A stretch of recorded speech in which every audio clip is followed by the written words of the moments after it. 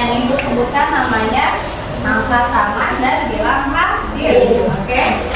Aku Raya, Aulia Jara, Elia Fitriani, Erina Salsabila, Julian Eliasa, Muhammad Fahmi, Muhammad Afi, Muhammad Dede Nurjati, Novia Eka Putri, Novia Sakir, oke.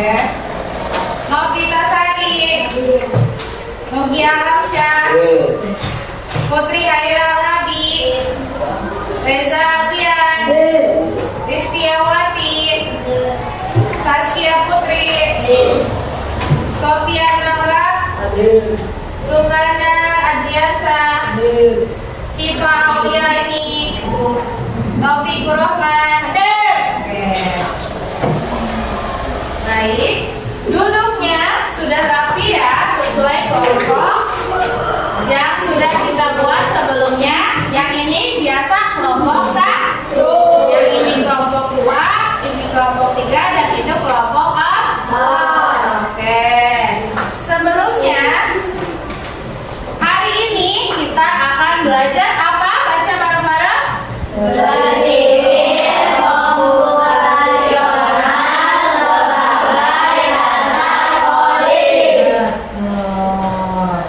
Kalian pernah nggak dengar kata coding? Apa yang kalian tahu tentang coding?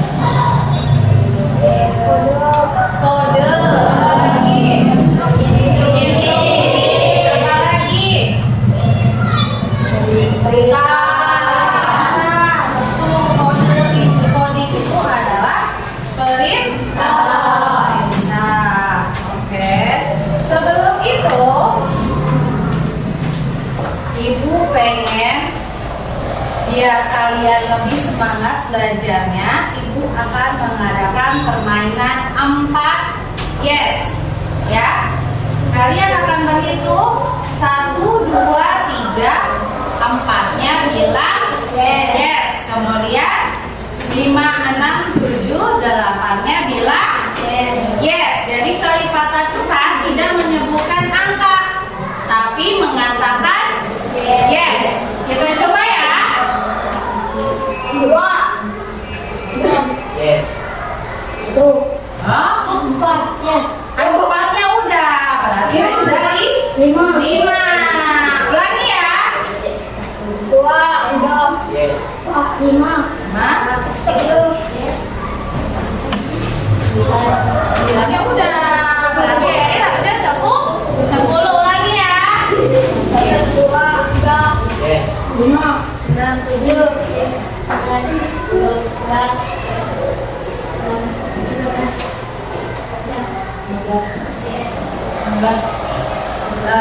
Oke, 16-nya tadi yes, berarti Sukanda 17 dan Julia 19. 18 ya. 16 kan yes. Terus 17, 18. Ulangi ya. 2 3 Yes. 5 6 7 yes. 11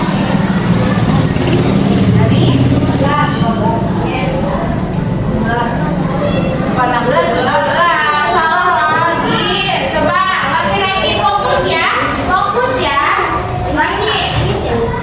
2 3 Yes. 5 6 7 yes. 9 10 11 yes. 11 yes. 11. Oke, kayak gitu ya. Sekali lagi. Konsentrasi ya. Jangan sampai nggak salah lagi. Oke, siap. 2 3 Yes. 5 6 7 yes. 9 10 11 yes. 11 yes. 11. Oke, tepuk tangan buat kita. Ibu akan membacakan tujuan pembelajaran hari ini.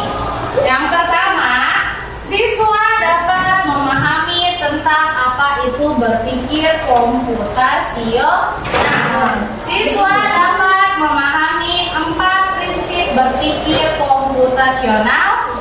Siswa dapat menerapkan prinsip tersebut dalam aktivitas ankla, siswa dapat merefleksi manfaat berpikir komputasional dalam kehidupan sehari-hari.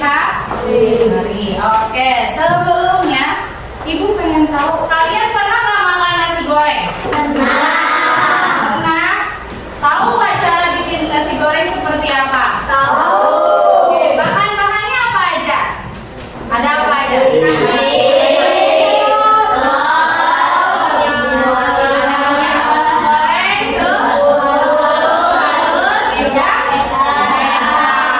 Itu bahan-bahannya. Cara membuatnya gimana? Yang pertama siapa apa? Goreng. Terus ditambahkan minyak. Habis itu dimasukkan apa lagi? Halus. Habis itu telurnya dimasukin. Terus dimasukin nasi. Terus tambahkan kecap. Terus tambahkan garam. Juga banyak. Lalu jadi nasi goreng. Nah, ternyata langkah-langkah tadi membuat nasi goreng sudah termasuk berpikir komputasional. Apa sih berpikir komputasional itu? Kita lihat. Nah, berpikir komputasional adalah kemampuan menyelesaikan masalah dengan cara logis, terstruktur, dan sistematis, seperti cara bekerja komputer. Bukan berarti kamu harus jadi robot, tapi berpikir ini membantu kita memecahkan masalah besar menjadi bagian-bagian kecil yang lebih mudah kita selesaikan. Seperti tadi, bikin nasi goreng. Pusing ya, gimana sih bikin nasi goreng? Ternyata setelah kita pecah bahan-bahannya apa aja, kemudian cara memikirnya seperti apa, jadi lebih gampang. Kemudian berpikir komputasional melatih otak manusia agar tetap dapat berpikir secara logis dan sistematis, sehingga mampu menyelesaikan masalah lainnya yang berhubungan dengan kehidupan sehari-hari. Contoh lainnya apa? Membuat teh manis. Kalian pernah nggak buat teh manis? Bahannya ada apa aja?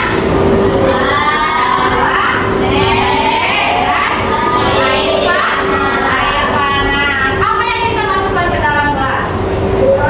Gula dan teh. Kemudian dimasukkan air panas. Setelah itu kita aduk. Oke, selanjutnya manfaat berpikir komputasional dalam kehidupan. Yang pertama, membantu menyelesaikan masalah lebih mudah, membuat keputusan lebih baik, melatih berpikir kreatif dan terstruktur, kemudian menghemat waktu dan lebih efisien. Yang terakhir, membantu beradaptasi dengan teknologi. Berarti kalian suka menggunakan HP nggak di rumah? Nah, apa yang kalian cari di HP? Apa? Pernah nggak kalian menggunakan Google? Pernah nggak kalian nyari gimana cara membuat nasi goreng? Coba. Nah, langsung ya, dia langsung cari jawaban sendiri. Nah, seperti itu. Jadi kalau misalkan menggunakan teknologi itu, ternyata kalian sudah termasuk belajar coding. Kemudian prinsip coding ada 4 prinsip. Yang pertama, dekomposisi, memecah masalah besar menjadi bagian-bagian kecil. Arti dekomposisi adalah memecah masalah besar menjadi bagian-bagian kecil. Contohnya, saat kalian menyiapkan pesta ulang tahun, tentu kalian butuh yang namanya tempat. Habis itu butuh apa lagi? Makanan. Habis itu kita harus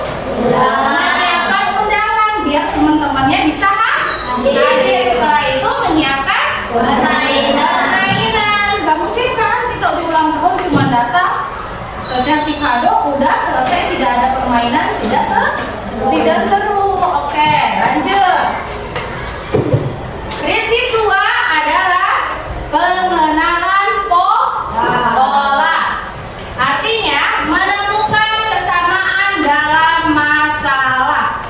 Menemukan kesamaan dalam masalah. Contohnya polanya angka nih. Ada angka 2, 4, 6, 8. Berarti seterusnya angka 10, terus 12, terus 14. Artinya ini angka ini adalah pelipatan 2 atau pola kegiatan sehari-hari. Contohnya jadwal sekolah, kalian bangun pagi, habis bangun ngapain? Mandi, habis mandi terus pakai baju, habis itu sarapan baru berangkat sekolah. Setiap pagi seperti itu kan? Nah, itu sudah termasuk dengan prinsip pengenalan pola. Jadi setiap hari sama seperti itu.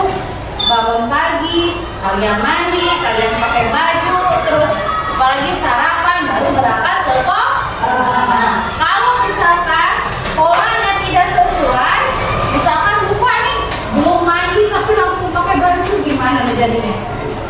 Tidak enak, tidak pede juga ke sekolah, bener kan? Lanjut ya. Yang ketiga, prinsip abstraksi. Tadi yang pertama prinsip apa? Dekomposisi. Yang kedua pengenalan pola. Yang ketiga abstraksi. Apa abstraksi? Menyaring informasi penting, mengabaikan yang tidak relevan. Contohnya, aku alat tulis panjang. Runcing sering dipakai di sekolah, berarti hasilnya adalah pensil. Mungkin nggak kalau jawabannya penghapus? Nggak mungkin karena tidak relevan dengan ininya, instruksinya. Contohnya apa lagi? Misalkan, aku adalah sebuah tempat untuk menyimpan buku. Aku biasa dipakai ke sekolah. Apa jawabannya?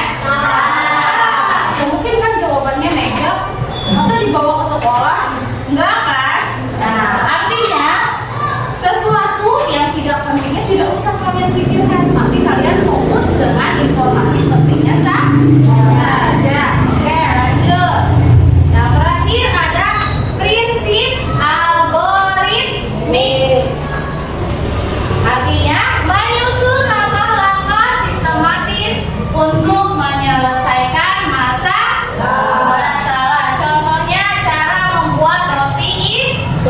Yang pertama pasti kita ngambil roti, habis itu baru oleh selainya, terus ditutup lagi pakai roti, habis itu baru dipotong, baru siap dimakan. Kalau misalkan kita ngambil selainya dulu tapi rotinya tidak diambil atau tidak ada, gimana? Jadi nggak rotinya? Makanya harus sistematis, harus sesuai urutan. Lanjut. Dalam konsep berpikir komputasional kita ada konsep IPO, ya, input, proses, output. Inputnya data yang masuk, prosesnya instruksi yang dijalankan, outputnya adalah hasil. Contohnya saat kita tadi bikin teh manis yang di dalam gelas, apa aja yang kita masukin tadi? Gula dan kemudian tambahkan air panas. Itu termasuk input, dimasukin ke dalam gelas. Habis itu prosesnya kita ngapain? Diaduk. Setelah itu outputnya hasilnya teh manis jadi dan siap diminum. Contohnya apa lagi? Membuat jus buah. Pasti kalian butuh yang namanya buah. Buahnya apa saja terserah kalian. Masukin buah dan air ke dalam blender. Terus kita pencet blendernya. Dia akan mengaduk sendiri. sendiri, terus hasilnya jus sudah siap diminum. Oke, sampai di sini. Ada pertanyaan? Tidak ada. Tadi 4 prinsip berpikir komputasional apa aja? Yang pertama ada dekomposisi. Yang kedua ada pengenalan pola. Yang ketiga ada abstraksi. Yang terakhir ada apa? Apa coba? Algoritmik. Terus dalam berpikir komputasional kita mengenal prinsip IPO, input, input, proses, dan output. Ada pertanyaan sampai sini? Sudah paham? Oke, kalau sudah, Ibu mau praktek human unplug. Siapa yang mau 2 orang jadi robot? Oke, silakan Julian dan Dani ke depan. Silakan ke depan. Oke. Kita praktek ya, yang lain lihat dulu nih. Di sini ada yang jadi robot, ada yang jadi programmer. Artinya orang yang memberikan instruksi. Siapa yang mau jadi robot? Dani. Berarti Julian jadi programmer ya. Nanti Julian menginstruksikan kepada Dani ya, gimana caranya Dani. Nanti dimulai dari sini ya. Kemudian gimana caranya Dani supaya sampai ke targetnya di sebelah sini. Adalah mengambil bola targetnya. Seperti itu ya. Siap? Siap. Silakan dari ke posisinya.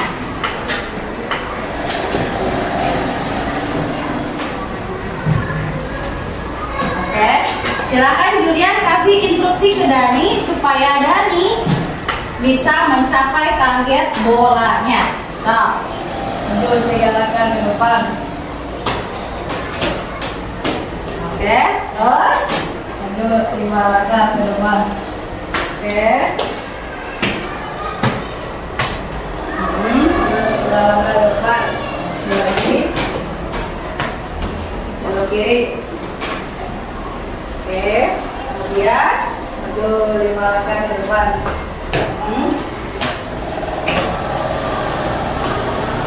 Oke, maju 3 langkah ke depan. Oke, maju terus.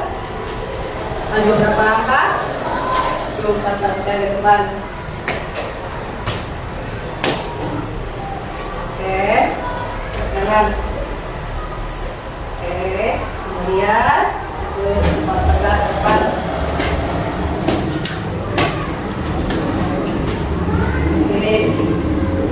Kiri, oke, terus langkah ke depan. Kiri, kiri ke depan. Oke, terus ke kanan dan ambil bolanya. Oke, tepuk tangan dong. Oke, terima kasih Dani dan Julian. Silakan duduk lagi.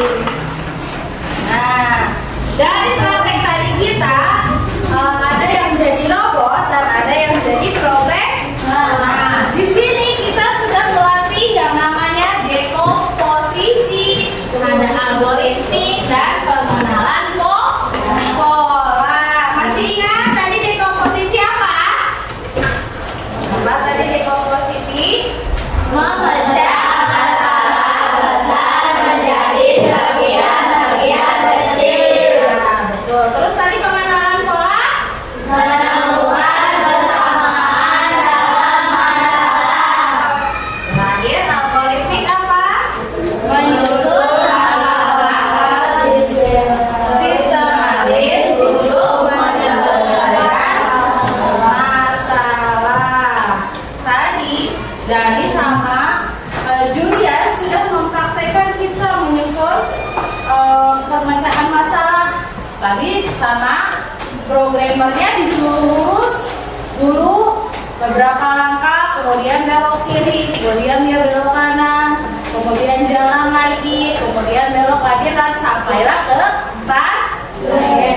targetnya. Oke, sampai sini ada yang mau ditanyakan? Tidak ada? Oke, kalau tidak ada ibu kasih tugas ya. Ini adalah contoh coding unflag. Di sini kalian sudah ada instruksinya. Kemudian ada soalnya. Contoh lihat. Budi sedang berada di titik D1.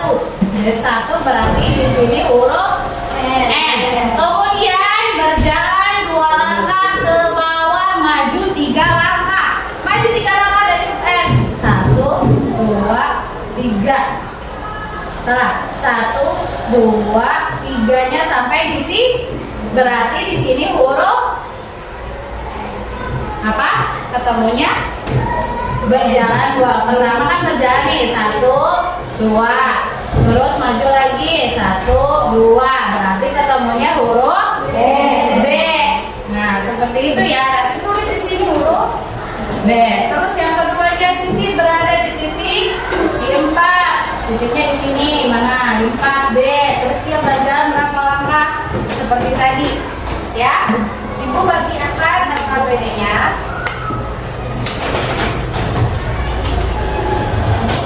Jangan lupa kasih nama.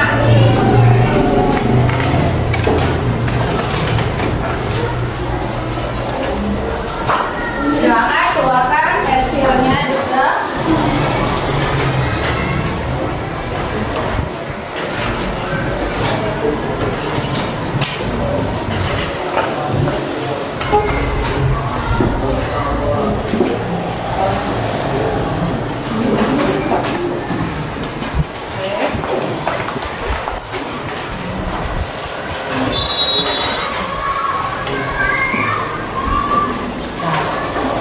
Silakan isi dulu. Jangan lupa kasih nama terlebih dahulu ya.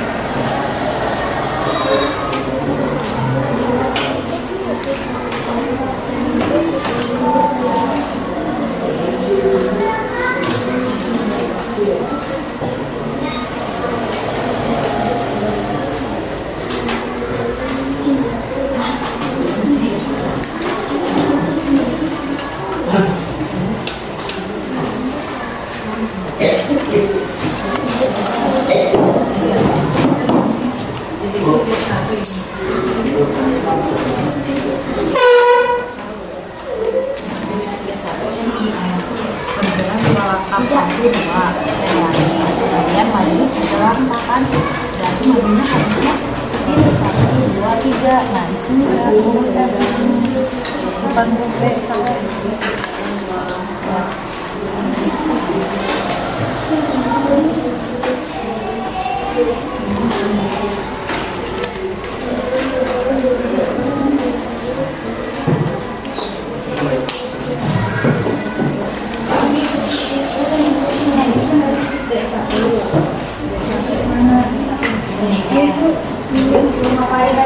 jalan 2 langkah ke bawah, jalan 2 langkah dari N.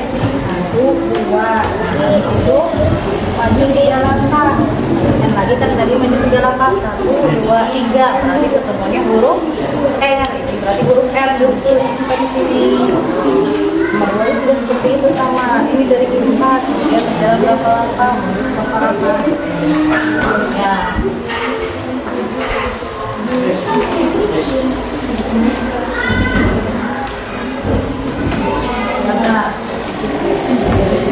Ini kan dulu. Pertama kita di D1. D1 kan mana? D1 ini. Kemudian berjalan 2 langkah ke bawah. 2 langkah ke bawah. 1, 2. Lihat lagi. Tandai. Kemudian apa di sininya? Maju 3 langkah. Maju 3 langkah dari ini. 1, 2, 3. Berarti ini ketemunya. Gitu. Nah, seperti itu. Nah, di bawahnya juga sama, ikuti instruksinya ya. Makanya kelompok ini bisa ikutin.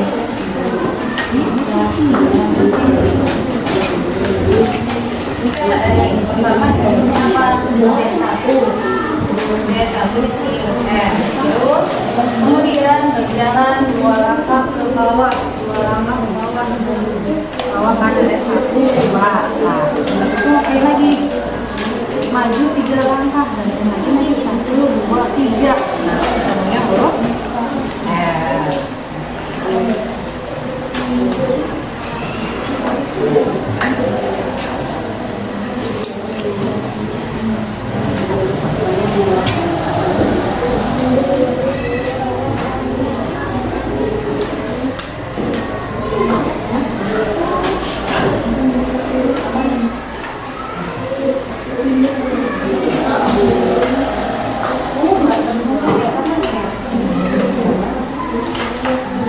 Lihat instruksinya. Berjalan maju ke kanan. Jadi ke belakang mundur. Ke bawah tadi itu lain. Berjalan 2 langkah ke bawah. Dari sini kan 2 langkah ke bawah ini. Terus ngapain lagi? Maju 3 langkah. Dari sini maju 3 langkah. 1, 2, 3. Itu ya. Udah sama dari intan mana? Ya, dari situ tandai. Terus mana lagi? Berjalan ke bawah 2 langkah. Dari 4 2 langkah ke bawah. 1, 2 di sini. Terus kemudian 2 langkah. 2 langkah. Kemudian 2 langkah. 1, 2. Berarti ini lagi.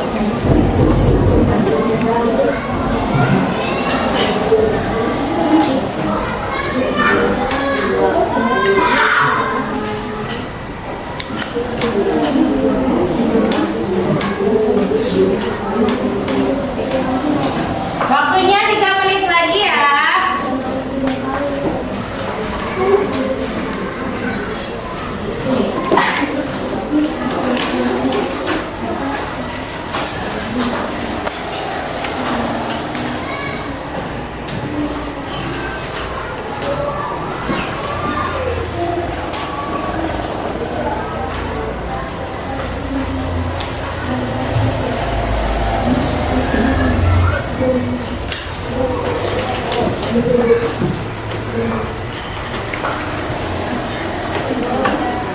Sudah selesai? Ya. Sudah selesai, boleh kumpulkan ke depan.